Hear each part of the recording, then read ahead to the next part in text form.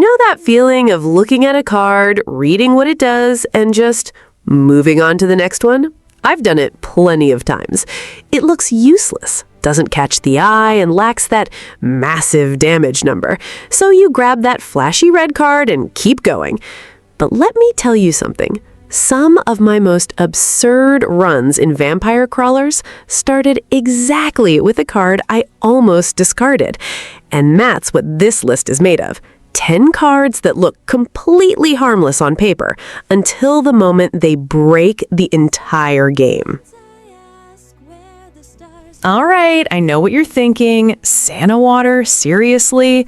That card you look at the start of a run and go, meh, I'll take something else. And that's exactly why it's on this top list. Because nobody takes Santa Water seriously at first, and when you evolve it into Labora, you realize you've been sleeping on it for entire floors. Labora is the result of combining Santa Water with the Attract Orb, and that's where the fun starts. Because the Attract Orb isn't just an evolution ingredient, it's one of the best draw cards in the game. Every time you play the Attract Orb within a combo, it gives you extra cards proportional to the multiplier you're carrying.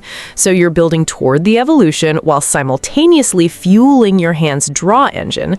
It's 2 jobs for the price of 1.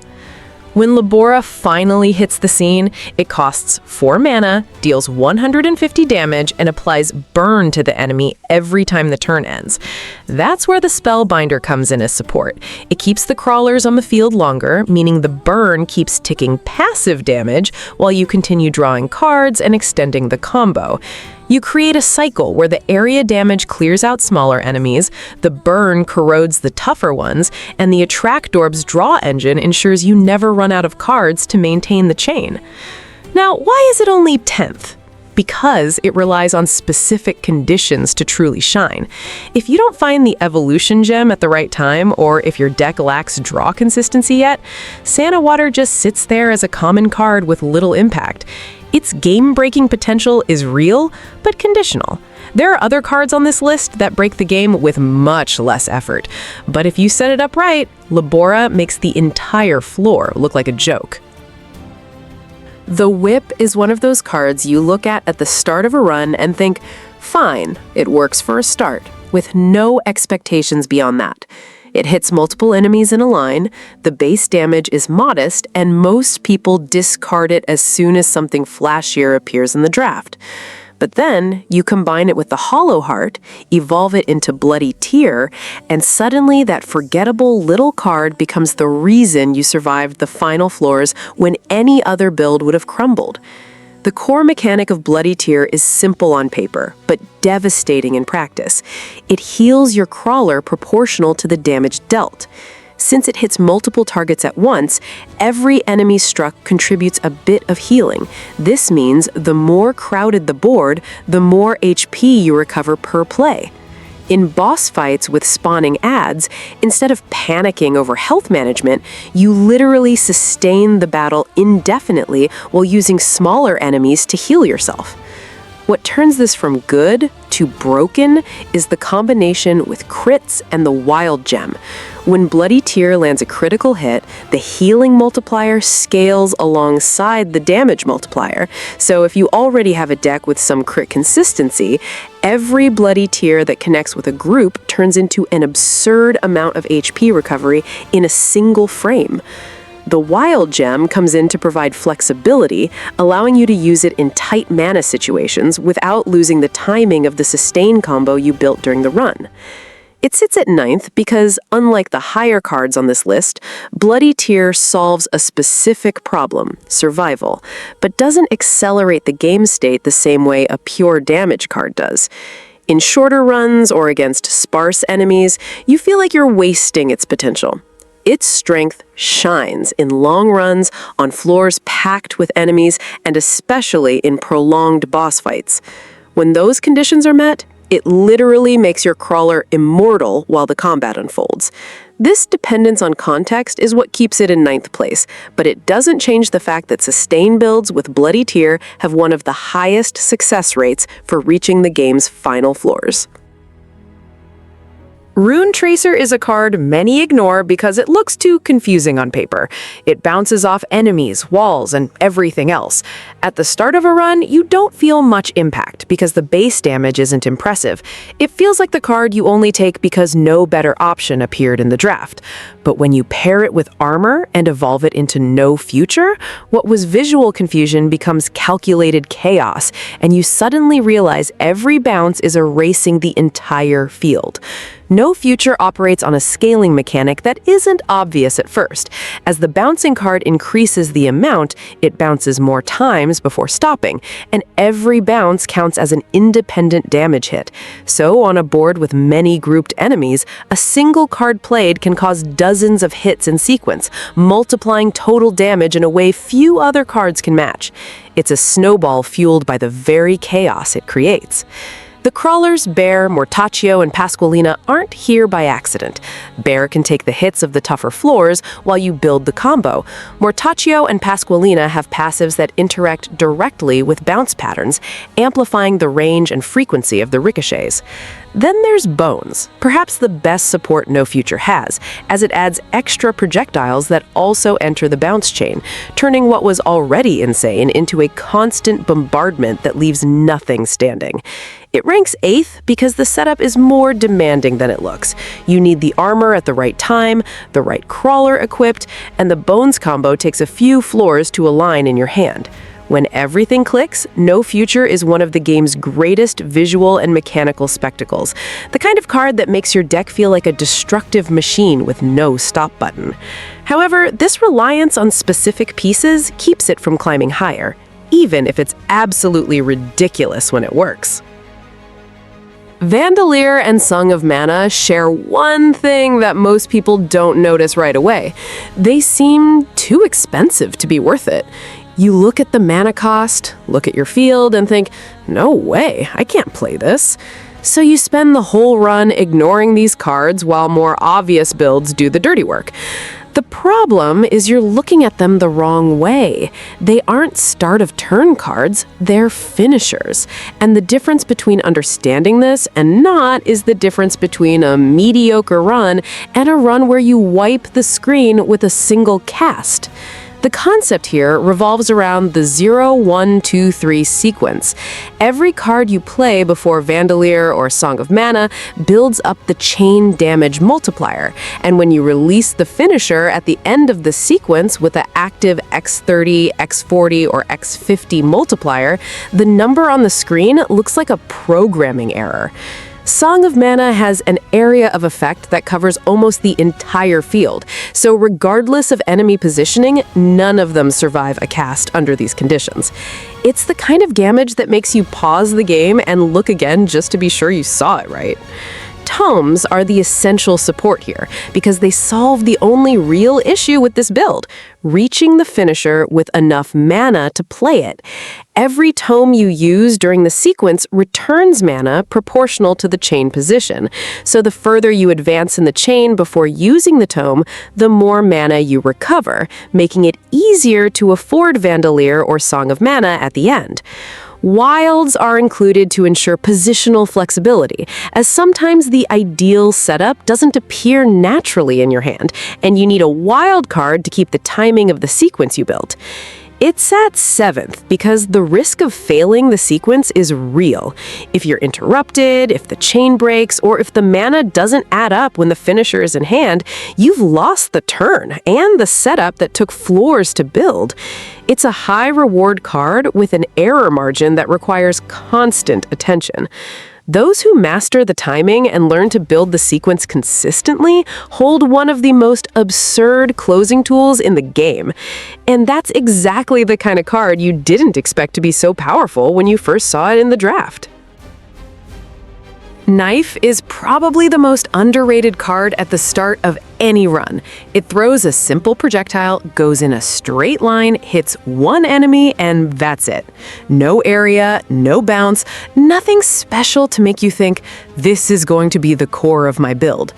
Most people use it as filler in the early floors while waiting for something real to appear.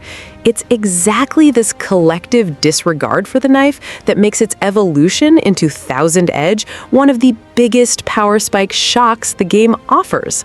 The recipe is knife plus bracer, and the bracer itself is a card that doubles the attack speed of any projectile you throw.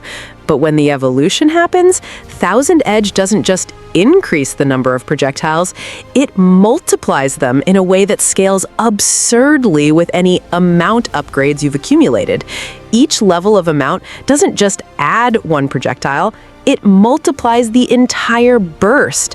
With 2 or 3 amount stacks, you aren't throwing knives, you're throwing a solid wall of metal that tears through the field from one side to the other, leaving nothing behind. Wild cards turn this build from strong to literally broken. They allow you to duplicate Thousand Edge within the same turn, meaning that already insane wall of projectiles appears twice consecutively in the same chain. Combine this with any duplication card from the draft, and you enter territory where a single turn clears not only normal enemies, but also halves the HP of any boss unlucky enough to be on the field. The bracer still keeps the cost low, so you can do all this without completely draining your mana. It's at 6th and no higher only because the window to assemble the ideal combo requires amount and duplication to appear together in a timely manner, which doesn't always happen depending on the draft's RNG. When the game cooperates and gives you the right pieces on the right floors, Thousand Edge is one of the most satisfying experiences in the game. The kind of play that makes you laugh nervously because it feels far too unfair. And the best part is that it starts with a little knife nobody wanted in their deck. Gun Lady is a crawler you look at and think, okay, she attacks, has a coin bonus, nothing special.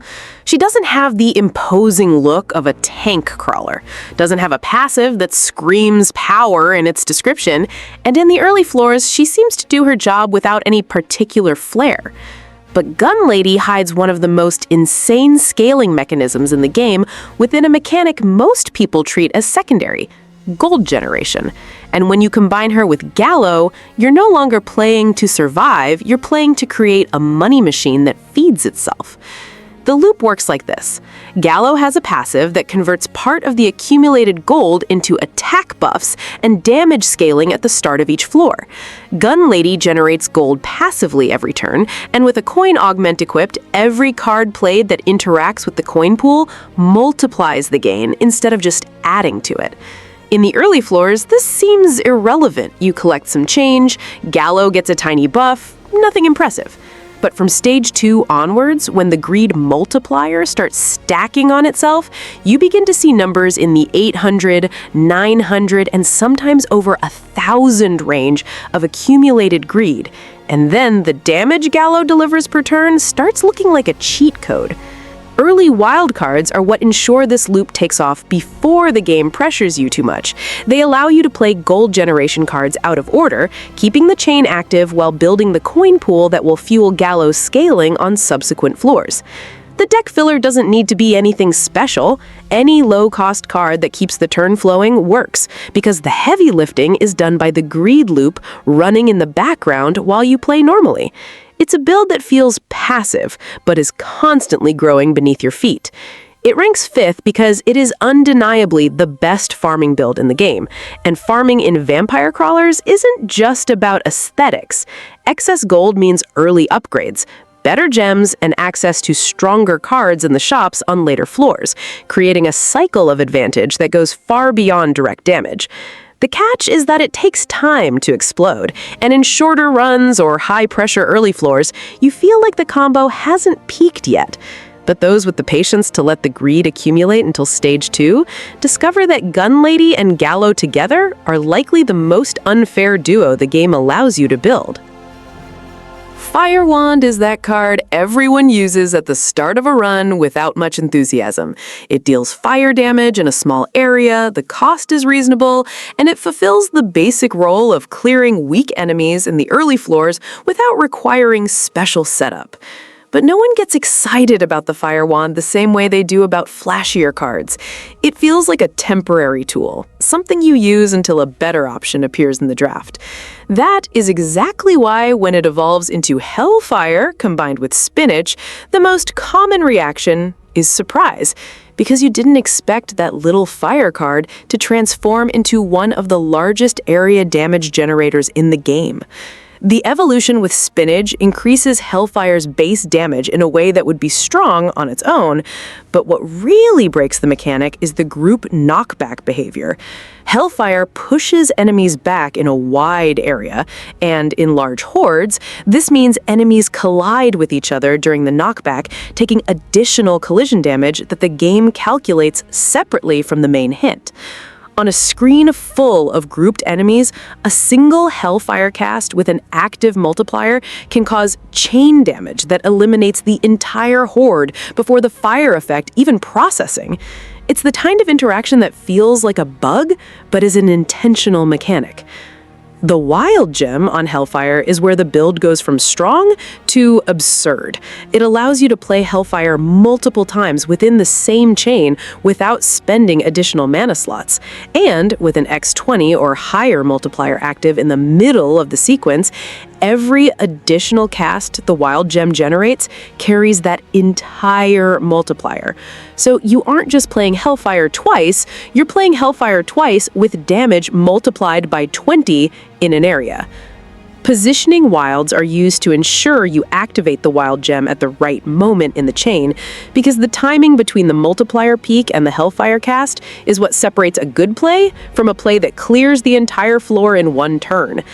It ranks fourth because it is one of the few cards in the game that is simultaneously accessible at the start and devastating at the end. You don't have to wait for stage 2 to feel its power. It delivers results from the intermediate floors, which is rare on this list. What keeps it out of the top 3 is that against sparse enemies or solo bosses without adds, the chain knockback potential vanishes completely, and the damage drops to a much more mortal level. Hellfire is a contextual card, and its ideal context is large hordes, which, fortunately, is exactly what the game throws at you most of the time. Bones is a card you mentally discard the first time you read the description. It summons a bone that stays on the field and deals periodic damage. It looks like some random support effect, nothing that justifies building an entire strategy around it. And Unholy Vespers, the evolution of King Bible with Spellbinder, doesn't scream power immediately either, because its damage is orbital and relies on passive positioning. But when you put Pasqualina, Poe, and Mortaccio on the same team and start stacking armor per turn, you realize the game has given you the most ridiculous tank and DPS combination in existence, hidden behind cards no one prioritized. The central mechanism is the armor stack this set generates per turn. Mortaccio has direct synergy with Bones, amplifying the number of bones summoned per cast, and Pasqualina accelerates the card cycle enough for you to play Bones multiple times within the same chain. Each Bones cast with Mortaccio active not only deals damage, but also contributes to armor accumulation via Armor Arcana, and in a few turns you hit the 40 to 50 stacked armor range. This means your crawler is absorbing damage that other builds couldn't even survive, while the Bones continue dealing constant hits to everything around. Unholy Vespers acts as the passive DPS layer that makes this build sustain completely limitless.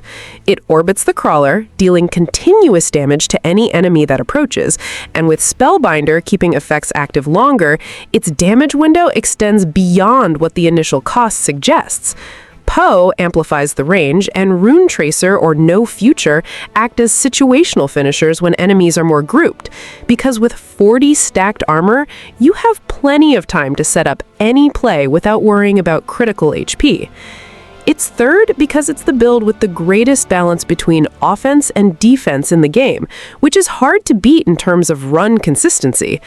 The positions above it only win because they're more explosive in pure damage, but none of them survive a sequence of difficult floors with the same ease this combination offers.